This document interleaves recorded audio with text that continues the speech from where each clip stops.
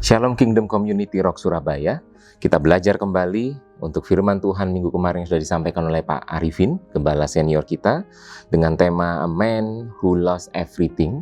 Dan untuk Kingdom Message kali ini saya beri judul Lot's Life atau kehidupan Lot. Kita akan belajar banyak dari kehidupan Lot, dan beberapa hal yang kita belajar dari Lot adalah hal-hal yang harus kita hindari justru dari kehidupan kita. Apa saja itu kita akan belajar. Yang pertama, sebelum saya masuk ayat pembacaan kita, ada pertanyaan yang kita bisa renungkan, pertanyaan ringan sih. Itu apa beda lele dengan ikan-ikan yang lain? Jadi pertanyaannya bukan sebutkan nama-nama ikan, bukan ya. Nanti dapat sepeda nanti. Tapi pertanyaannya adalah apa beda lele dengan ikan-ikan yang lain? Dan bagaimana jika lele itu sudah berupa penyetan di meja makan kita? Iya, kalau Bapak Ibu Saudara mendengarkan pesan ini sambil makan malam, menunya lele kayaknya komplit ya, pas sekali. Tapi beda lele dengan ikan-ikan yang lain, Pak Arifin sempat sampaikan dalam sela-sela khotbahnya bahwa lele itu berbeda dengan ikan-ikan yang lain. Apa bedanya? Nanti kita akan belajar bersama-sama. Nah, ayat pembacaan kita ada di Lukas 17 ayat 28 sampai 30. Di sana dikatakan, demikian juga seperti yang terjadi di zaman Lot. Mereka makan dan minum, mereka membeli dan menjual, mereka menanam dan membangun. Tetapi pada hari Lot pergi keluar dari Sodom, turunlah hujan api dan hujan belerang dari langit dan membinasakan mereka semua. Ayat 30, demikianlah halnya kelak pada hari di mana anak manusia menyatakan dirinya.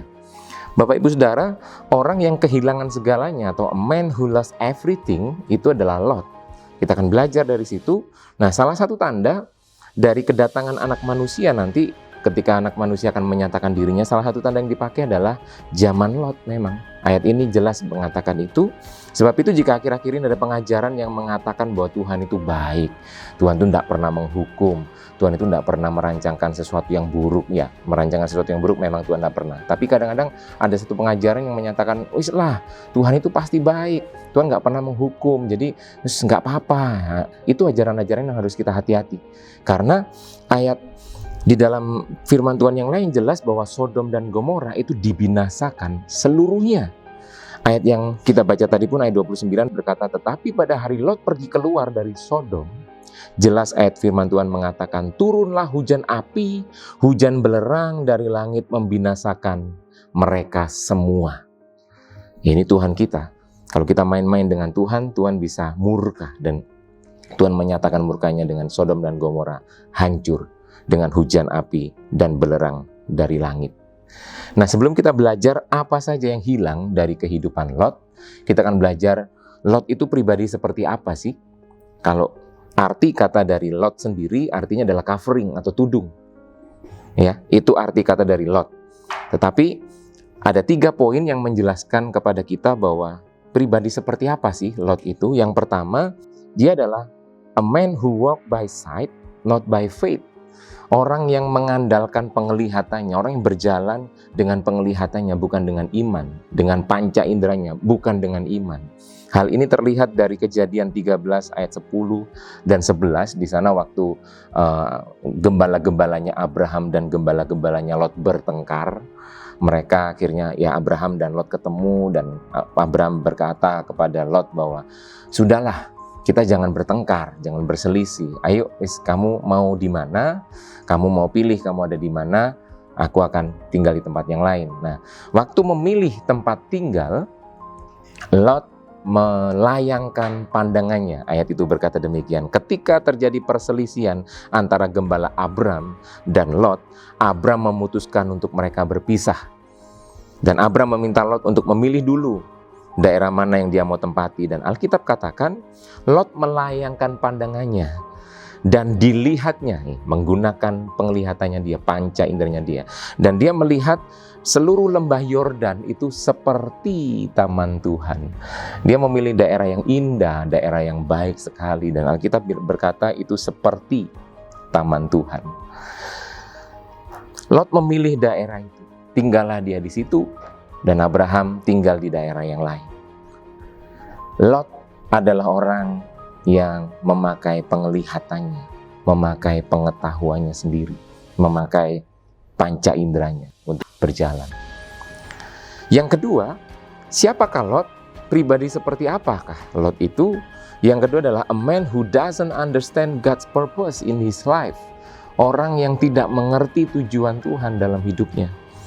Kejadian 13 ayat 13 menyatakan ini bahwa Lot lebih memilih untuk bergaul dengan orang-orang Sodom, di mana mereka hidup sangat jahat dan berdosa terhadap Tuhan.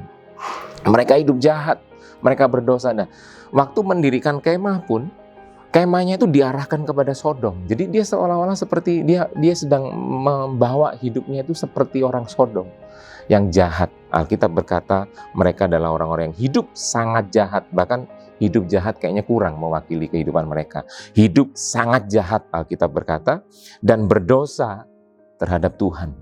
Lot nggak ngerti bahwa Tuhan punya tujuan yang luar biasa dalam kehidupannya. Dia mengarahkan hidupnya kepada Sodom dan Gomora.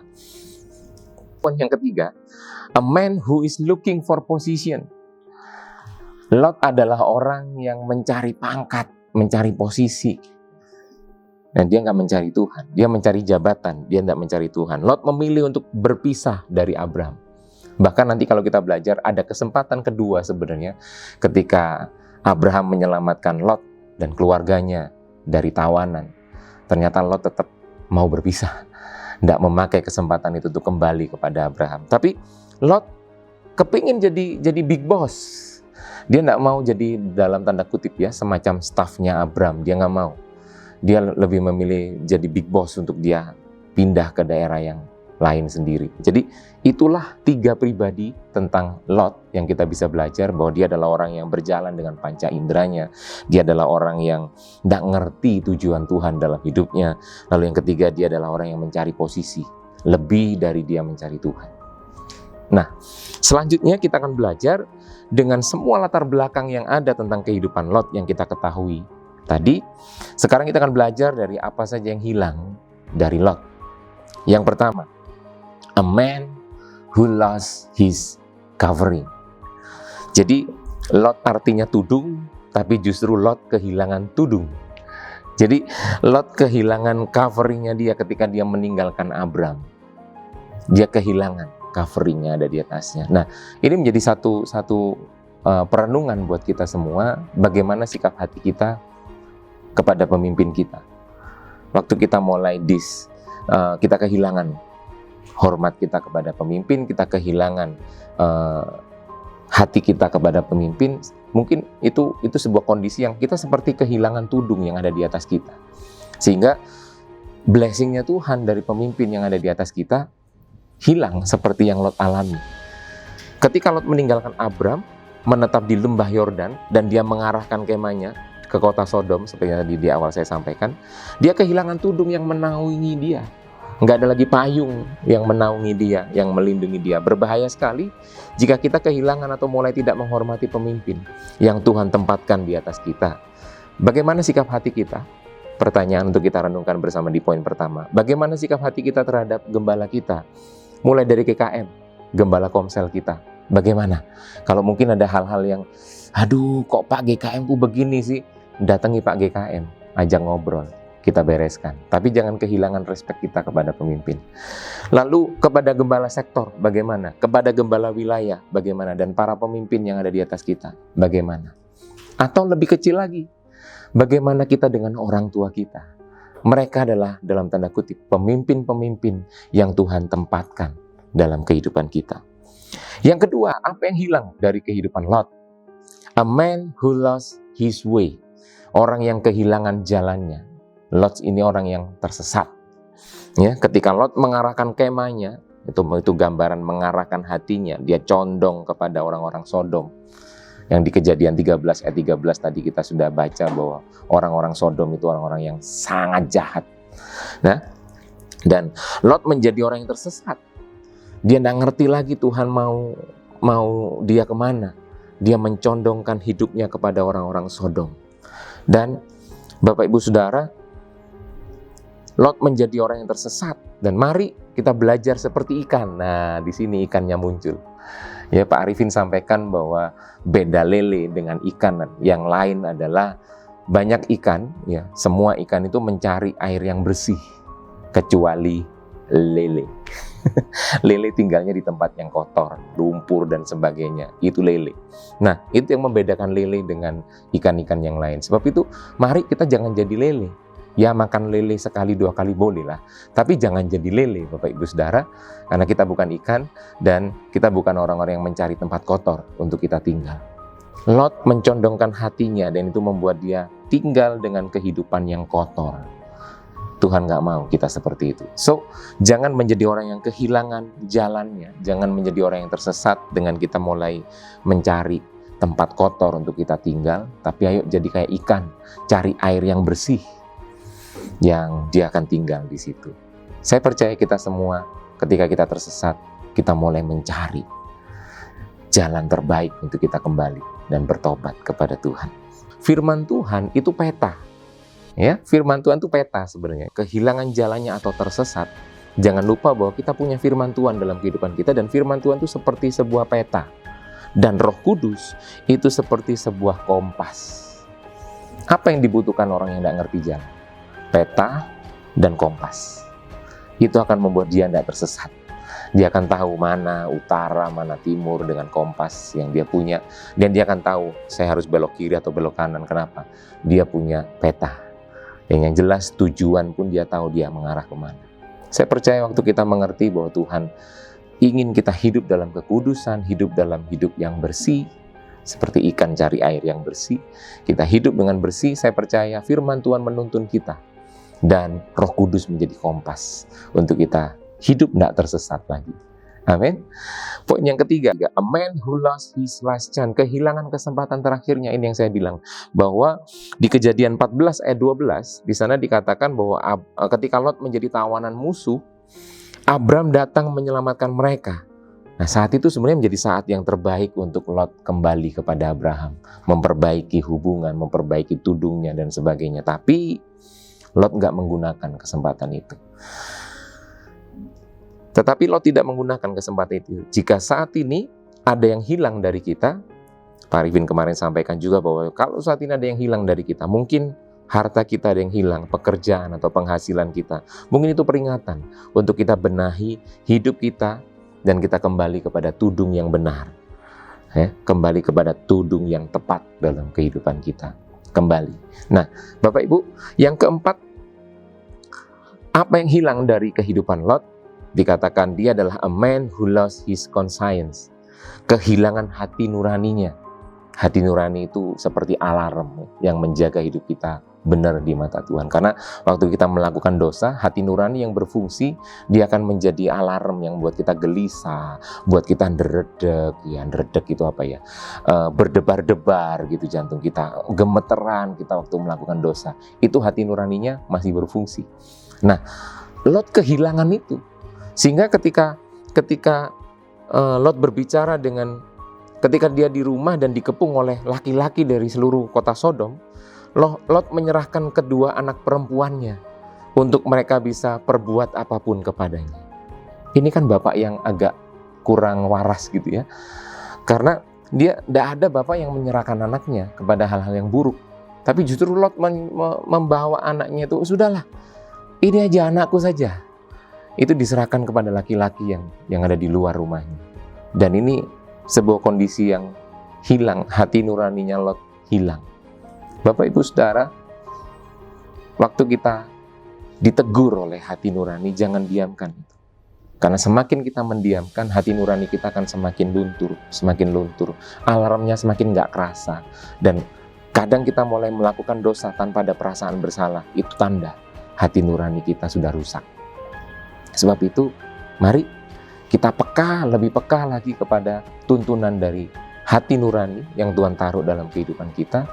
Dan itu menjadi sebuah alarm untuk menjaga hidup kita tetap bersih, tetap kudus di hadapan Tuhan. Nah, yang kelima, a man who lost his dignity. Orang yang kehilangan kehormatannya waktu dia ngomong sama bakal menantunya, ini masih bakal menantu. Biasanya bakal menantu itu kan jaga hidupnya itu, waduh, biar ya berkesan baik gitu buat mertua gitu kan. Tapi menantunya aja, waktu Lot menyampaikan bahwa ayo kita mesti pergi, ternyata bakal menantunya ini sudah menertawakan dia, mengolok-olok Lot. Ya ini gambaran juga bahwa Lot kadang tidak bisa menjaga hidupnya. Mungkin dia terlalu banyak guyon, terlalu banyak tidak bisa membawa diri, bahkan sampai orang akhirnya mengolok-olok dia, bahkan bakal mantunya mengolok-olok dia. Sampai akhirnya ketika dia keluar dari rumah itu meninggalkan Sodom dan Gomora, dia bawa anak-anaknya dan istrinya. So, jangan sampai kita kehilangan kehormatan. Bukan berarti kita harus gila hormat, enggak. Tapi jaga diri kita membawa kemuliaan Tuhan, jaga hidup kita, supaya orang bukan menghormati kita karena sebuah paksaan, tapi orang menghormati kita karena mereka melihat hidup kita punya nilai. Nilai karena apa? Karena Tuhan ada di dalam kita. Yang keenam, a man who lost his faith. Lot juga kehilangan imannya. Dalam Kejadian 19 ayat 18-19, Lot meresponi firman Tuhan dengan sikap yang menangguhkan firman Tuhan. Jadi waktu disuruh naik ke gunung naik ke gunung itu gambaran hidup yang menyembah Tuhan ya. Tapi Lot menawar itu atau dia menangguhkan firman Tuhan itu dengan nego dalam tanda kutip ya. Saya jangan ke situlah, mending saya ke kota Zoar, dibilang begitu.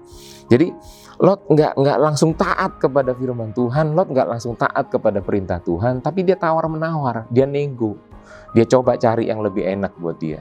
Dia kehilangan imannya, dia nggak percaya bahwa arahan dari firman Tuhan, arahan dari Tuhan itu yang terbaik. Dia nggak bisa lihat itu lagi. Dia kehilangan imannya. Yang terakhir, yang ketujuh, a man who lost everything. Waktu dia keluar bersama dua anaknya karena istrinya harus jadi tiang garam, dia melihat ke belakang, dia kehilangan istrinya. Lalu ketika dia tinggal bersama dua anaknya, dua putrinya, ternyata dia harus tidur dengan dua putrinya.